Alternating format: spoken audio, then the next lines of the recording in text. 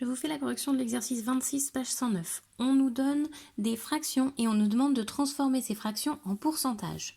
Donc sur la première, 72 sur 100, on va directement écrire que c'est 72%, puisque un pourcentage, c'est pareil qu'une fraction sur 100, donc on a directement la réponse.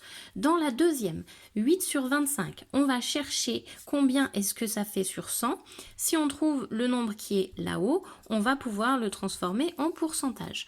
Pour faire ça, on va utiliser les fractions égales. Pour passer de 25 à 100, on a multiplié par 4. Donc, pour que les fractions restent égales, je vais multiplier le numérateur par la même chose, donc par 4. 8 fois 4, ça fait 32. Donc, 8 sur 25 est égal à 32 sur 100, ce qui signifie 32%. C'est fini. Pour le troisième, on a une fraction sur 300. On cherche un pourcentage, donc on cherche combien est-ce que ça va faire sur 100. Si je trouve combien ça fait sur 100, je vais trouver mon pourcentage. Je vais utiliser les fractions égales. Pour passer de 300 à 100, j'ai divisé par 3. Donc au numérateur, je vais également diviser par 3. Ici, on peut utiliser notre calculatrice si on veut pour trouver 192 divisé par 3. Hop. Alors, 192 divisé par 3, ça fait 64. Donc 64 sur 100, ce qui veut donc dire 64%. Dans le dernier, alors ici, ce n'est pas une fraction parce qu'on a une virgule, donc c'est une écriture fractionnaire, mais on est sur 450. On va chercher un pourcentage. Donc on cherche combien est-ce que ça fait sur 100. Si on trouve combien ça fait sur 100, on aura trouvé notre pourcentage. Donc ici, pour passer de 450 à 100, on va diviser par 4,5.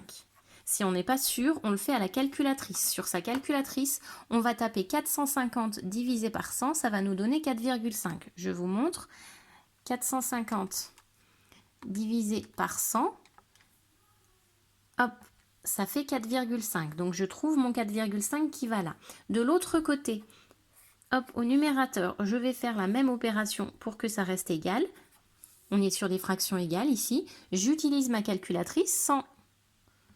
166,5 divisé par 4,5, ça fait 37. Donc au numérateur ici, j'écris 37.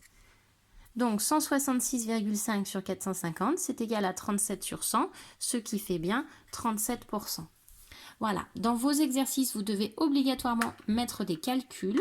Vous devez bien penser donc les calculs ici, qui sont là. On met bien les petites flèches pour expliquer comment on a trouvé. N'hésitez pas à changer de couleur parce que comme ça on voit bien sur la fiche quels sont les nombres qu'on a trouvés nous. Et on n'oublie pas à la fin de mettre notre réponse en pourcentage. Trouver la fraction sur 100 c'est bien, mais j'ai besoin que vous mettiez en pourcentage pour me montrer que vous avez compris qu'une fraction sur 100 et un pourcentage c'est la même chose.